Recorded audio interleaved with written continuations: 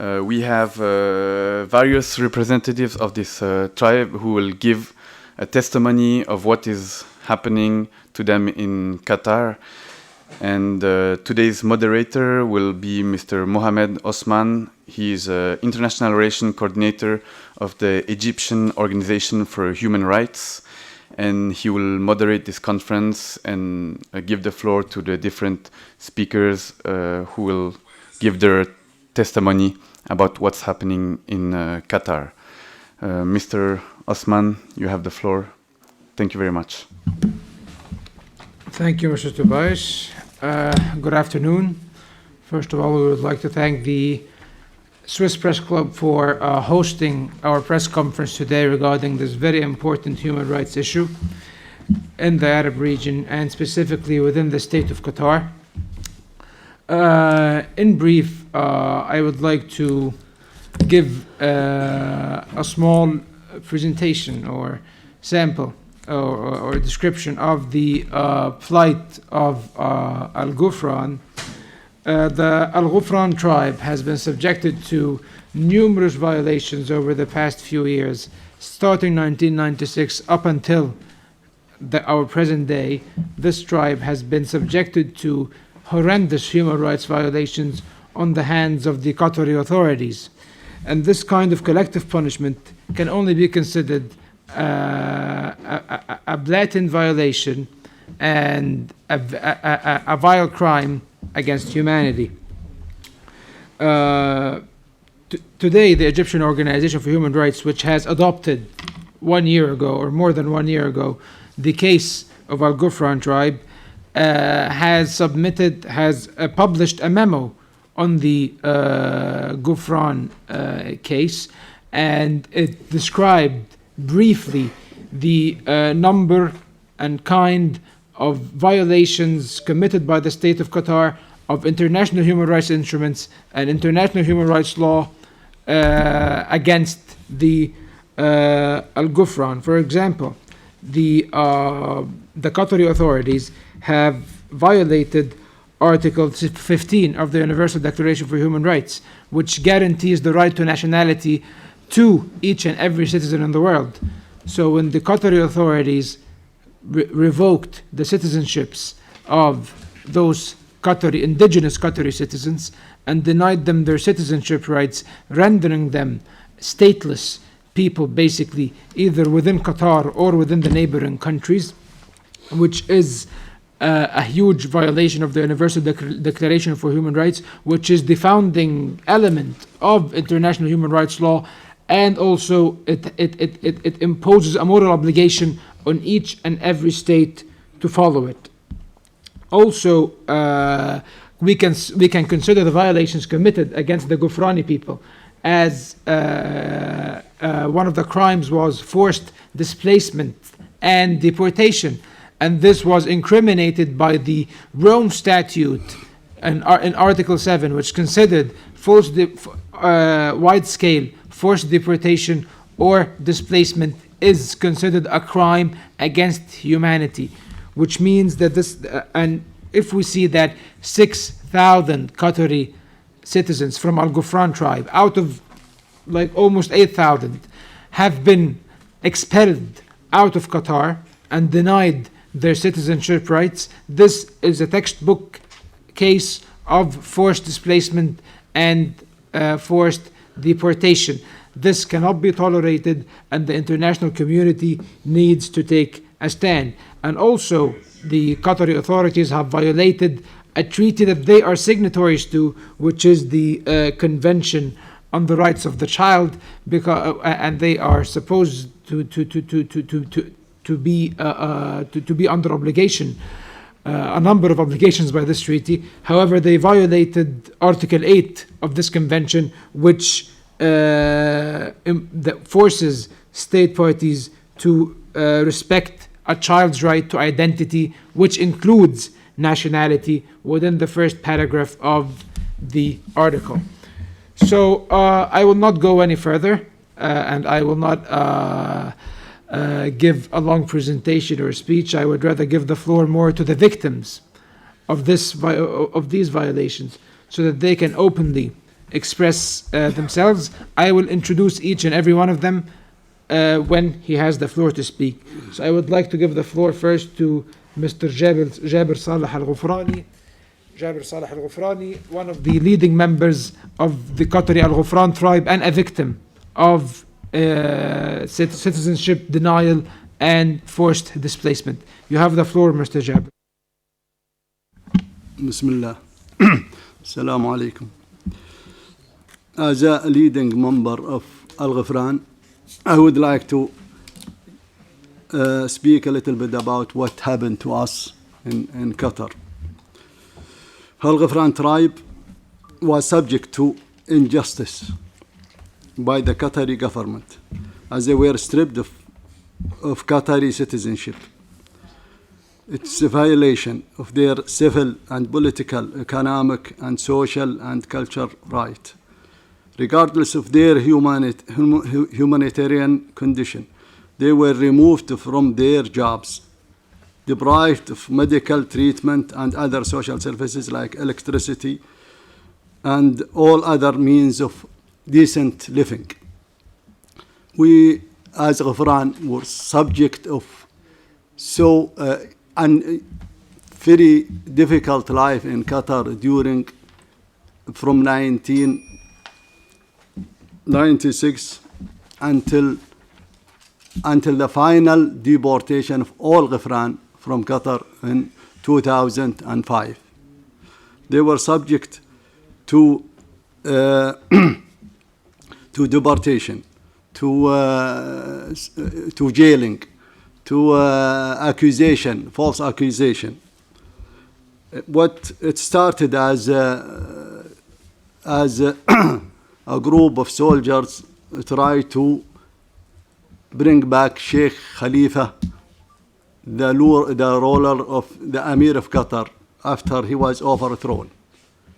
They started and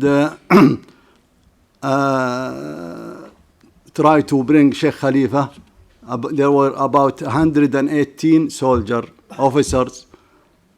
All of them were captured by the existent government in Qatar, and they were sent to jail and were subject to investigation.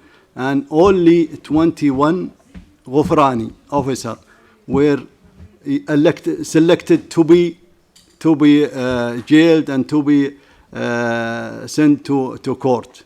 The other 100 and plus from all tribes in Qatar were released. And after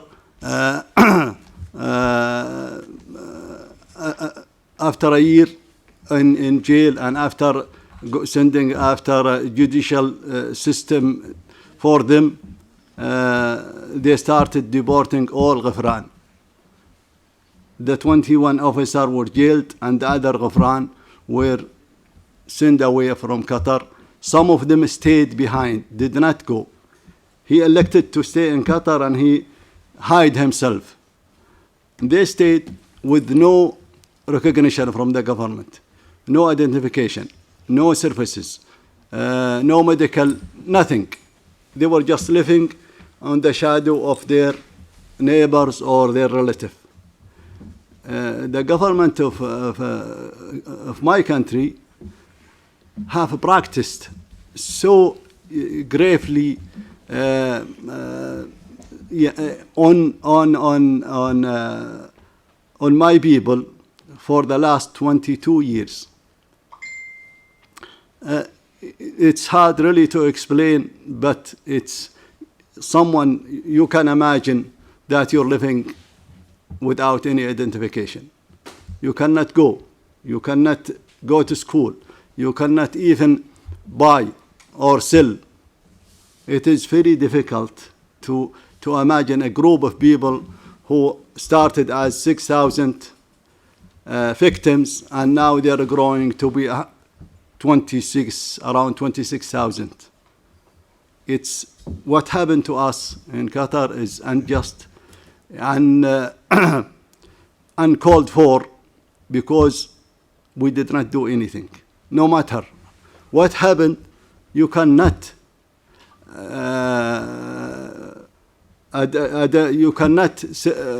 put it on 26,000 people, consider them all as a criminal.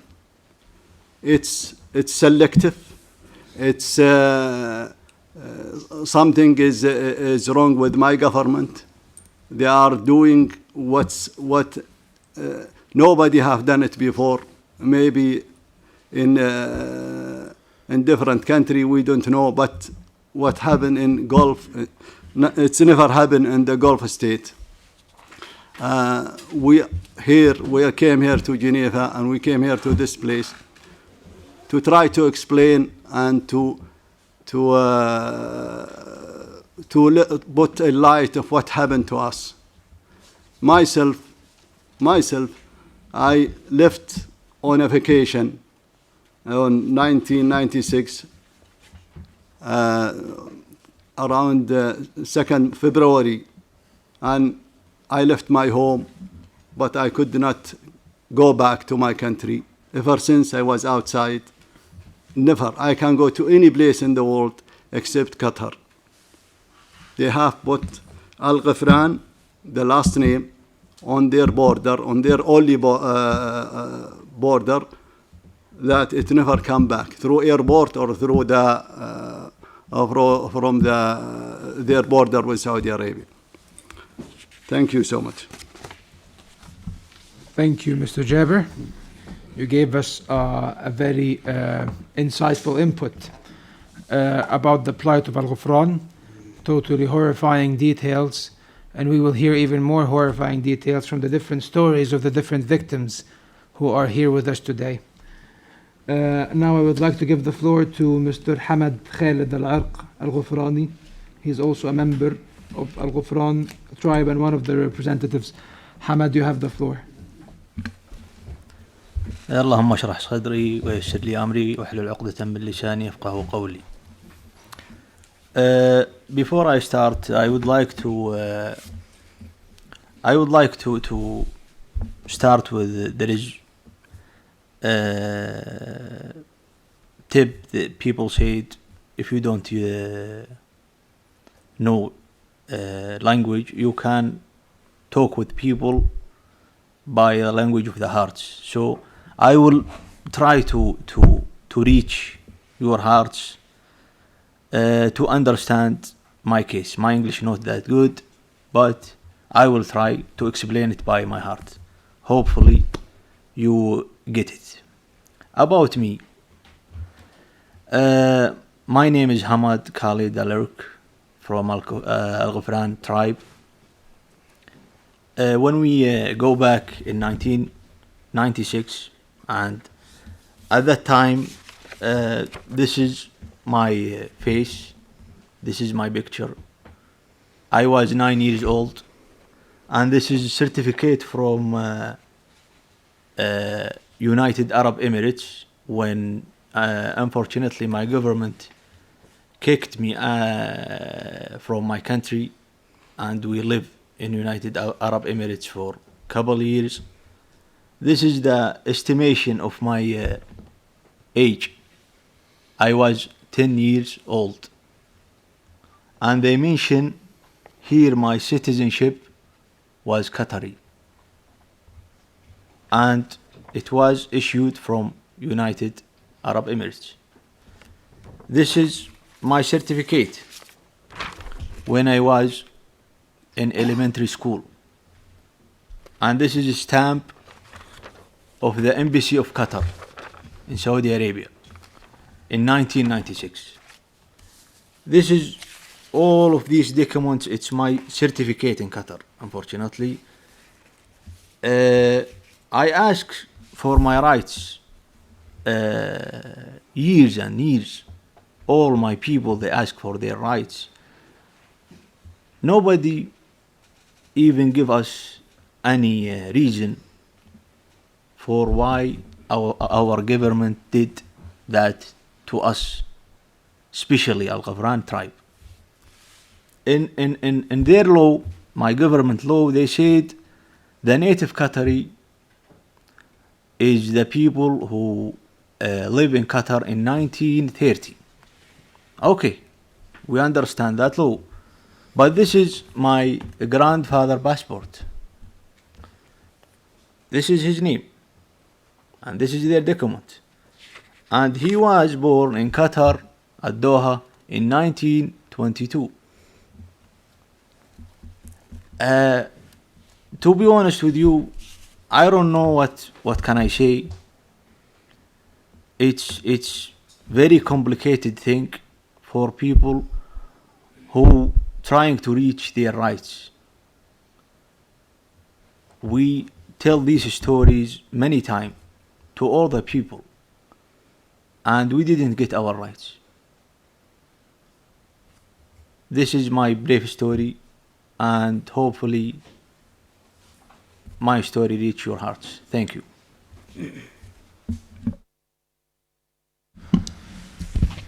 Thank you, Mr. Hamad, for giving your testimony and your experience with as a victim of from Al-Ghufran tribe. Now I would like to yield the floor to Mr. Jabir Hamad Al-Araq, one other victim and representative of Al-Ghufran tribe. Mr. Jabir, you have the floor. Assalamu alaikum wa rahmatullahi wa barakatuh. Thank you to having you all today to listen to our demand for Al-Ghufran tribe. My story, it's not much different than others. It's similar, but it has some different story that happened to me in 1999 and 2003, and the last one 2005. I was born in Qatar 1977, and here is my passport, and my nationality is Qatari. And here is the same passport that you show it from Mr. Hamad. He is my nephew, and this is my father passport. Here also my son Mohammed. He is born in Qatar in 2004 in October. And here is the birth certificate for Mohammed. We revoked, unfortunately, in 2005, but before that, we faced many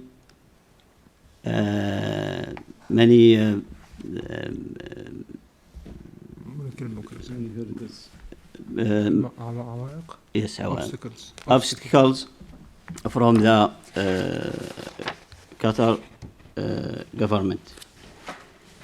I joined Qatar Petroleum 2 times, in 1999 and 2003. Both of these jobs, I received a letter from the Criminal Information and Evidence Department, which is a department in Ministry of Interior in Qatar. After 2 months of enrolling as a trainee, and my trainee number is 2090, I received this letter from them that you are terminated, and there is no reason except I'm just from Al-Ghufran tribe. And here is the contract. The reason or termination of contract. here is, you can see it, you can zoom it and see the, you can see the reason.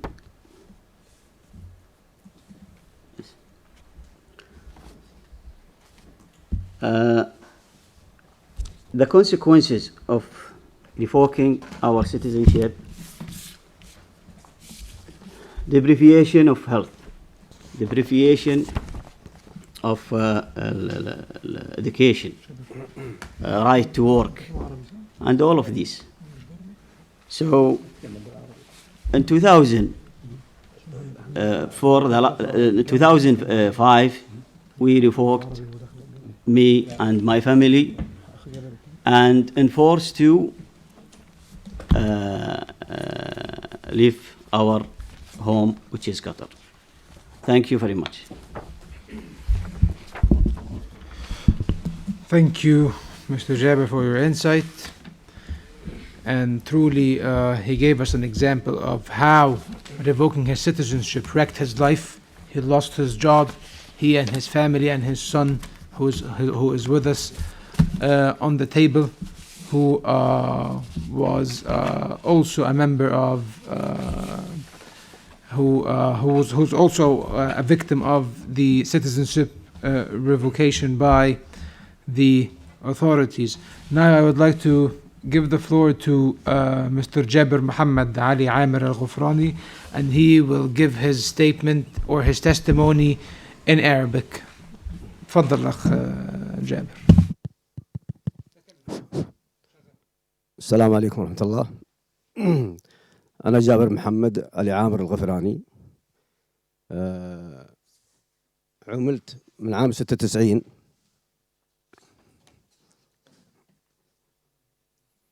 عملت من عام 96 في دولتي، دولة قطر. فأنا رب أسرة بالعنصرية والتهميش وعدم العيش الكريم في بلدي، بحيث أنه تم رفضي أكثر من مرة عندما قدمت على عمل لكي أعيل نفسي وأسرتي المكونة من زوجتي وأطفالي. كلما قدمت يتم الرفض من قبل السلطات القطرية من الأدلة الجنائية في وزارة الداخلية، والسبب أنني من فخيدة الغفران. فإن هذا العمل العنصري سبب لي وأولادي صدمة نفسية كبيرة. فدمت على هذا الحال إلى الحال ليس لي مصدر من العيش الكريم إلا من بعض الأقارب وبعض الجهات الخيرية، حتى أصدر السلطات القطرية عام 2005 بإسقاط جنسيتي وجنسية أولادي أطفالي وزوجتي. ودمت على هذا الحال من 96 إلى 2005 بدون عمل، مهمش لا قيمة لي في بلدي. فبعد عام 2005 تم إسقاط جنسيتي أنا وأولادي وزوجتي والغفران، فخيدة الغفران كاملة، عدد 6000 نسمة.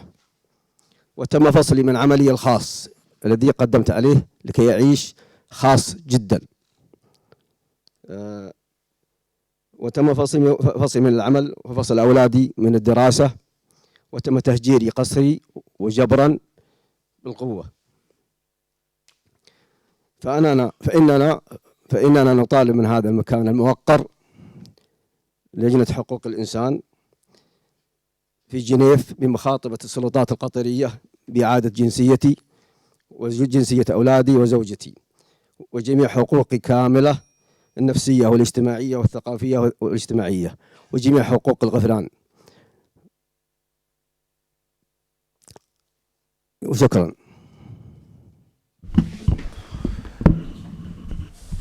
Thank you, Mr. Jabir. Now I would like to give the floor to Abdul Hadi Al-Marri for his testimony.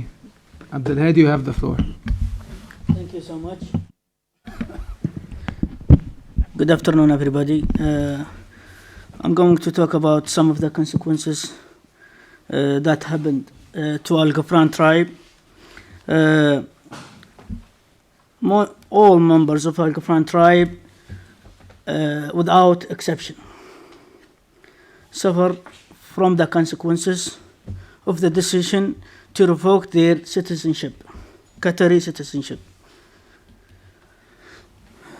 with varying degrees of various cases, including but not limited to. We have some cases.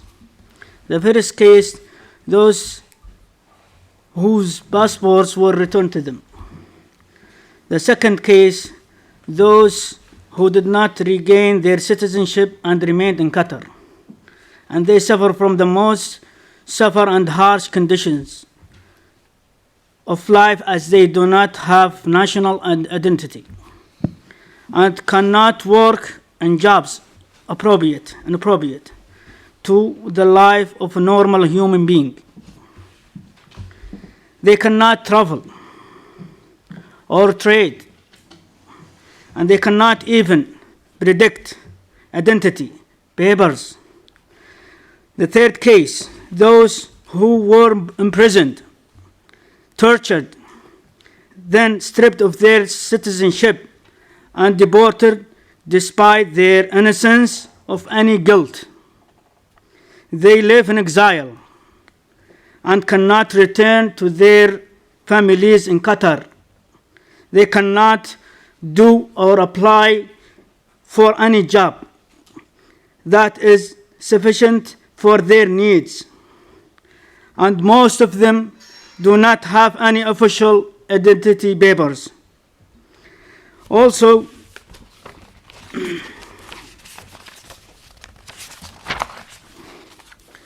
legal violations, some abuses practiced on Al-Ghufran tribe by the authorities in Qatar were painful, humiliating, and contrary to the articles of Qatari Constitution, the Universal Declaration of Human Rights, and other international conventions.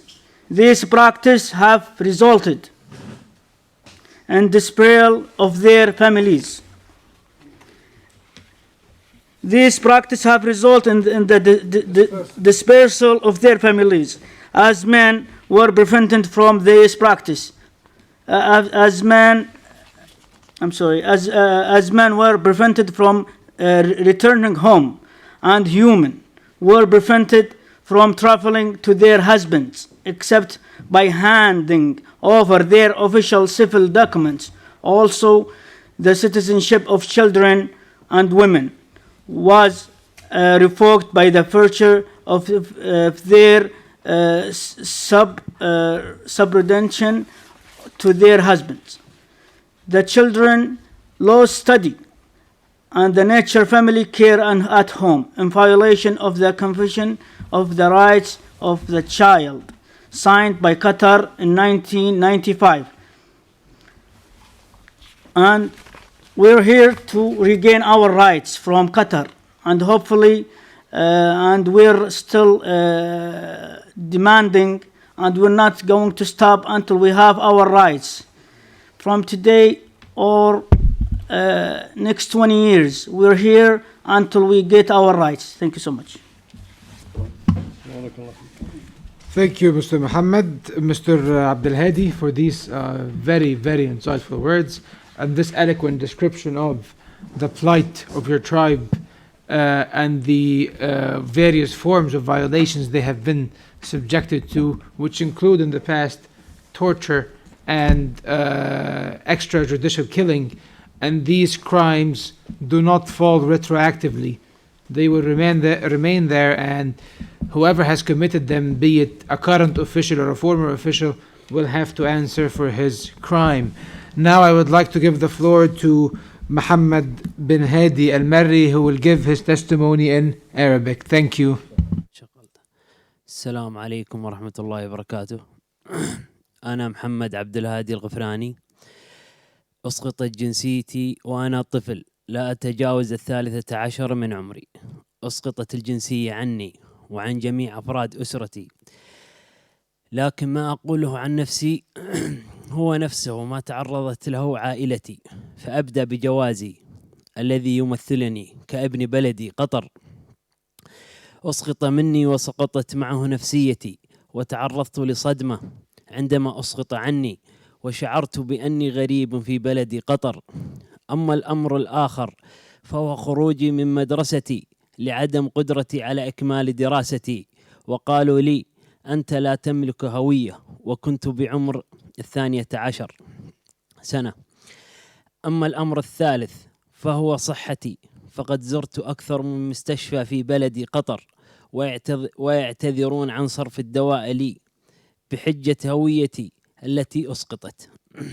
أما والدي فقد تعرض لضغوط مالية ونفسية عظيمة، فقد فصل من عمله وهو على رأس العمل وصودر بيته، كما أن لدي بطاقتي الصحية التي عالجت بها آخر مرة كانت قبل عام 2005، وهو العام التي أسقطت جنسيتي فيه.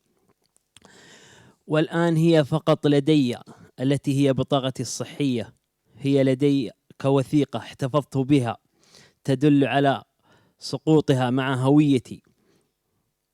أما أضراري بعد التهجير القسري، وهو الأمر الآخر الذي جعلني أدرس في بلد آخر وأنا قطري حتى تخرجت من الثانوية وأنا قطري.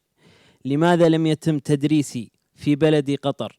ألست طفلا حين فصلت عن مدرستي وأسقطت جنسيتي أيضا لدي شهادة لإحدى أخوتي، وهو دليل آخر على ما تعرضت له، فهو أيضا أكمل تدريسه مثلي.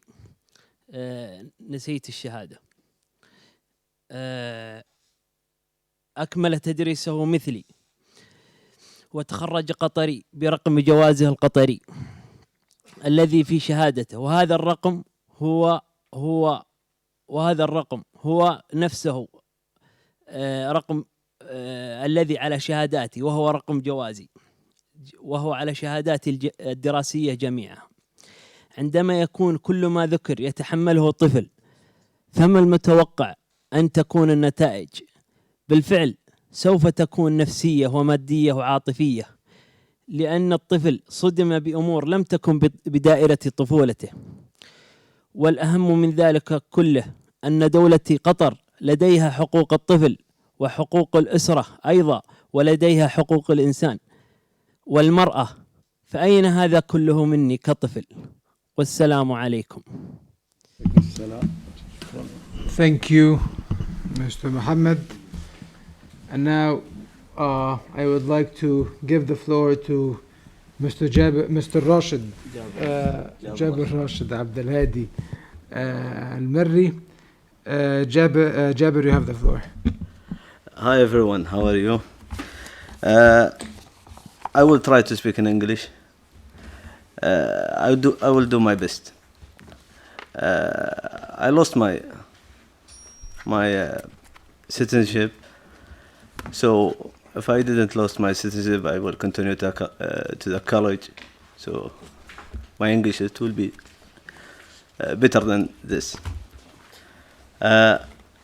First of all, in 1996, my father lost his job. When someone lost his job, he will find another job. But the biggest problem, when we lost our citizenship, so what we cannot get job or go to the hospital. We were in United Arab Emirates. We spent 7 years blocked in the United Arab Emirates. We cannot travel anywhere. And I have 3 brothers and sisters have been born in United Arab Emirates. We cannot add them when we visit the embassy, Qatar embassy. We couldn't add them or get them passport, like Qatari passport. When we go to the embassy, they kicked out, and they said, come next month or 2 months. So we spent 7 years. My brother and sister, they cannot get ID or something. And also we only study to the, we go to the school and we study only until the high school. We couldn't go to the college or university, so we have bad time. So we faced a bad time since we kicked out from Qatar. And I hope my language is good, and thank you so much. Thank you, Jabir. Please turn off your mic. اقفل ميكروفونك.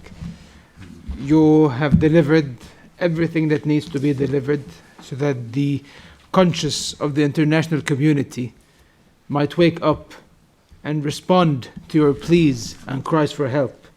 So I assure you, whether you speak in English, in Arabic, in Mandarin, you will be heard because your cause is just. And now for our final speaker, Mr. Saleh Amer Al-Araq Al-Ghufrani, who will give his testimony and his experience in Arabic. Mr. Saleh, you have the floor. السلام عليكم ورحمة الله. معكم صالح عامر العرق. تعرض الغفران للظلم من قبل الحكومة القطرية، حيث تم تجريدهم من الجنسية القطرية في انتهاك صارخ لحقوقهم المدنية والاقتصادية والاجتماعية بدون مراعاة لظروفهم الإنسانية. تم عزلهم من وظائفهم وحرمانهم من العلاج وغيرها من الخدمات الاجتماعية بسبب أنهم من قبيلة الغفران من قبيلة المرة، وبتهم واهية ليس لها أساس من الصحة.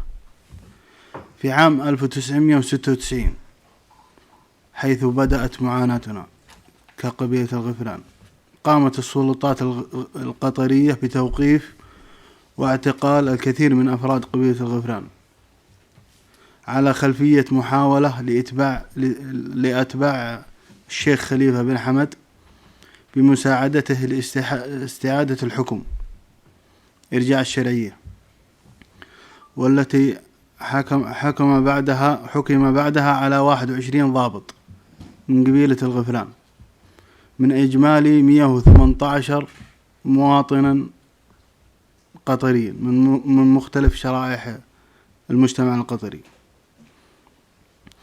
في عام 2000 ميلادي بدأت السلطات القطرية بإسقاط الجنسية عن بعض القبيلة بالرغم من ثبوت براءتهم لدى السلطات القطرية من قبل المحاكم، ومن ثم هجرتهم السلطات إلى الدول المجاورة وتم منعهم من العودة إلى الوطن.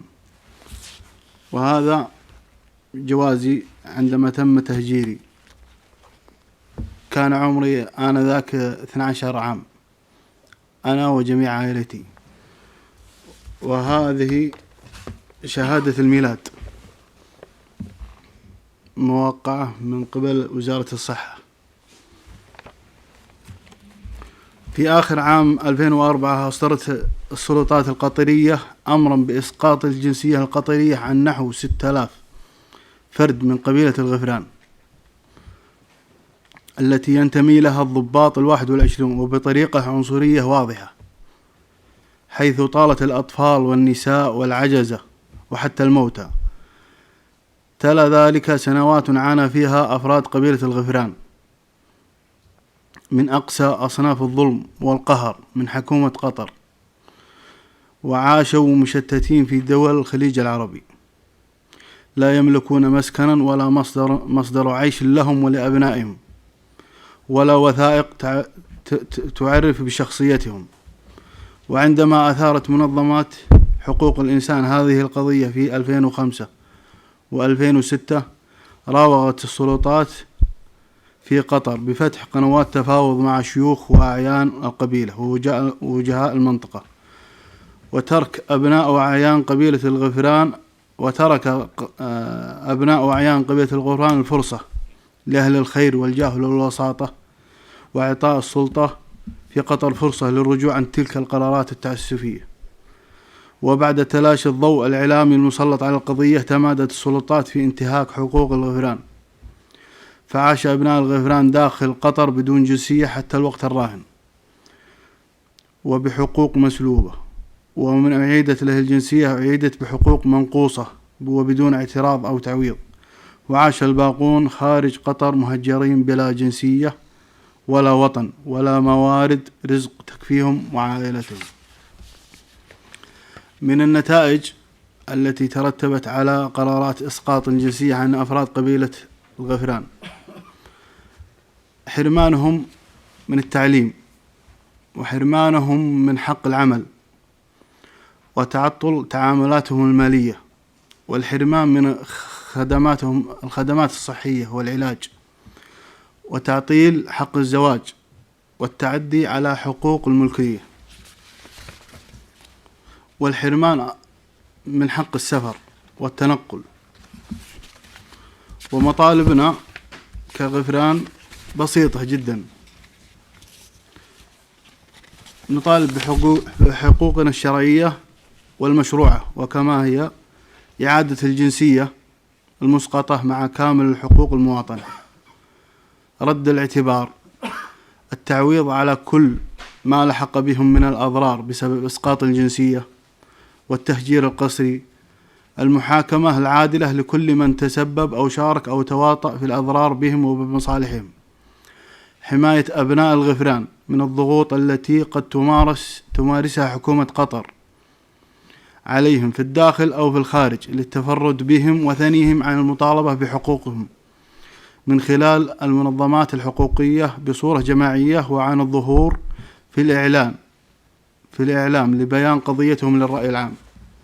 في حالة الوصول إلى تسوية مع حكومة قطر فإن الشكوك في ولاء الغفران ستنعكس على تعامل الحكومة مع الغفران، ويتمثل ذلك في التحفظ على تواجدهم في بعض الوظائف الحكومية والمناصب. لذلك لا بد من ضمان عدم تكرار هذا التمييز العنصري ضدهم. وشكرا. Thank you, Mr. Saleh, for your testimony.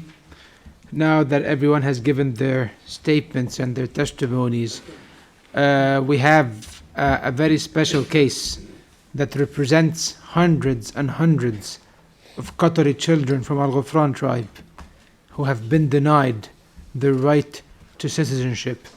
Mohammed has been denied his right to citizenship when he was a few weeks old.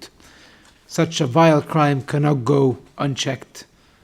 There are hundreds of other Mohammeds out there who are suffering from the consequences of the excessive wave of repression and persecution launched by the Qatari authorities and the Qatari regime against the children of Al-Ghufran, in total violation of international human rights law and the convention, the Convention on the Child, which Qatar has signed.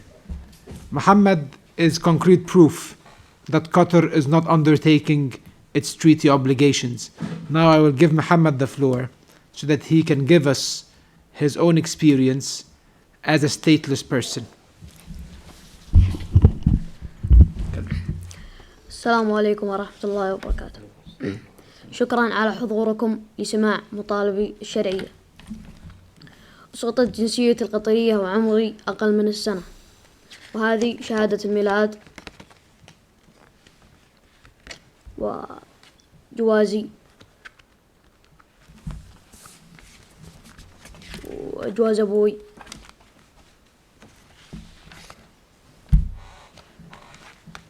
وهذا جواز جدي.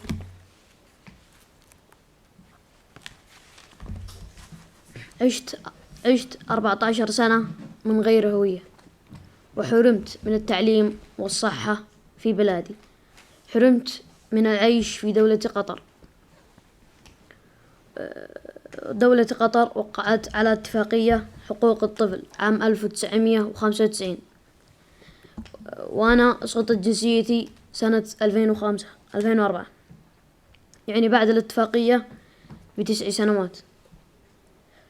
ونتمنى الرجوع إلى وطني والتمتع بحقوق المواطنة. السلام عليكم ورحمة الله وبركاته. Thank you, Mohammed. And as a human being and as a citizen of the Arab world, I have to apologize to you that you have been subjected to such injustice when you had nothing to do with whatever led you to be a victim of such indifferential, random, collective punishment. And one last point that we have to make out of the testimonies of the different gentlemen and Muhammad's testimony, which is the systematic policy of revocation of citizenship and forced displacement, a systematic policy that has been imposed against the Ghufrani people since 1996 up until now.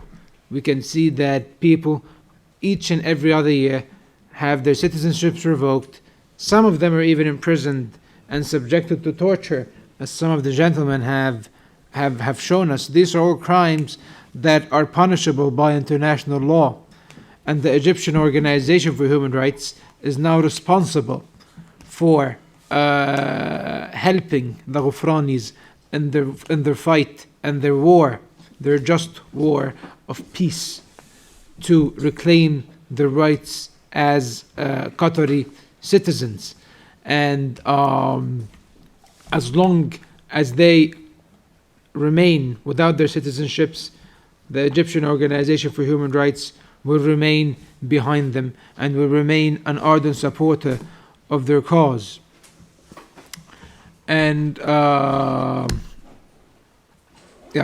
and now I think it's time to conclude the statements, and I will open the floor for questions and statements. If anyone in the audience wishes to ask any question. Yes, please introduce yourself.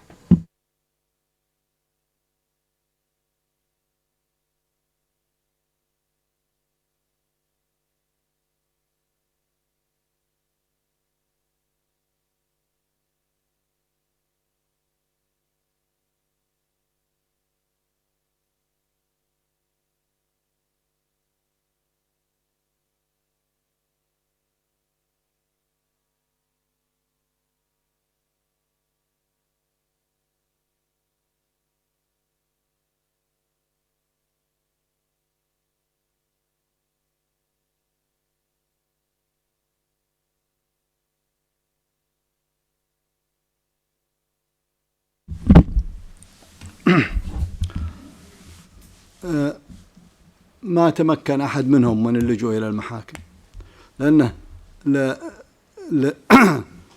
التضييق اللي حصل لهم، اللي حصل علينا، كان حتى الخروج إلى المسجد كان مغامرة، لا كان مسحوب كل شيء، الناس في رهبة عظيمة، فكان حتى خروجهم إلى المسجد يعانون منه ويخشون أنهم يلقى عليهم القبض، فما كان فيه أي مجال أن أحد من الغفران يتقدم إلى المحاكم القطرية ويشتكي عليهم، لأن الخصيم الحكومة.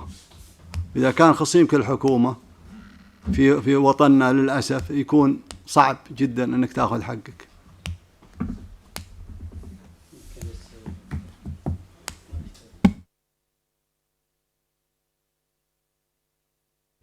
In conclusion, we would like to reiterate once more the main points that have been made in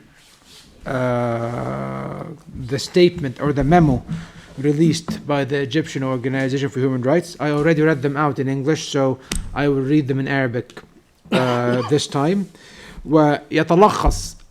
تتلخص المذكرة التي أصدرتها المنظمة المصرية لحقوق الإنسان على موقعها منذ قليل، وهي تتلخص في الانتهاكات القطرية للقانون الدولي لحقوق الإنسان والمواثيق الدولية لحقوق الإنسان فيما يخص قضية الغفران. فبادئ ذي بدء قد تم انتهاك الإعلان العالمي لحقوق الإنسان، وهو حجر الأساس للقانون الدولي لحقوق الإنسان وكل الاتفاقيات الدولية المختصة بحقوق الإنسان، حيث أن المادة 15 من هذا الإعلان تؤكد على حق كل مواطن أن يكون له جنسية، وأن لا يحرم من جنسيته بصورة اعتباطية أو بصورة تعسفية. وفي ذلك نرى أن الحكومة القطرية قد انتهكت حجر الأساس للقانون الدولي لحقوق الإنسان عندما انتهكت المادة 15 وسحبت الجنسية من أكثر من 6,000 شخص، وهذه الحالات الموثقة والعدد مرشح للزيادة إن حسبنا الأطفال الذين ولدوا في المنفى وهم لهم حق الجنسية مثلهم مثل آبائهم، وهذه هي طبيعة الأمور في بلادنا العربية ووفقا للقوانين والدستور القطري. هناك جريمة أخرى أيضا تم تسليط الضوء عليها، وهي جريمة التهجير القسري. هؤلاء 6,000 الموثقين تم طردهم إلى خارج قطر بالقوة، وتم الاستيلاء على ممتلكاتهم وعلى أموالهم. فهذه هذا العمل أو هذا الفعل التهجير القسري وفقا لاتفاقية روما في المادة 7 منها تعتبر أن التهجير القسري جريمة ضد الإنسانية، ويحاسب عليها، من الممكن أن يحاسب مرتكبها في المحكمة الجنائية الدولية. وأخيرا هناك طبعا توثيق لانتهاكات حقوق الطفل من قبل الحكومة القطرية، والحكومة القطرية موقعة على الميثاق الخاص بحقوق الطفل، لكنها انتهكت المادة 8 من هذا الميثاق الذي يؤكد على أن كل طفل من حقه أن يكون له حق الهوية، ومن ضمن حق الهوية وفقا للمادة الحق في الجنسية. أحب أن أشكر الجميع على الحضور، ونتمنى منكم جميعا كصحفيين وكناشطين لحقوق الإنسان من مختلف أرباع العالم أن تؤيدوا هذه القضية العادلة، وأشكركم جميعا على الحضور. شكرا. نقدر نشكركم. نبغي نشكرهم.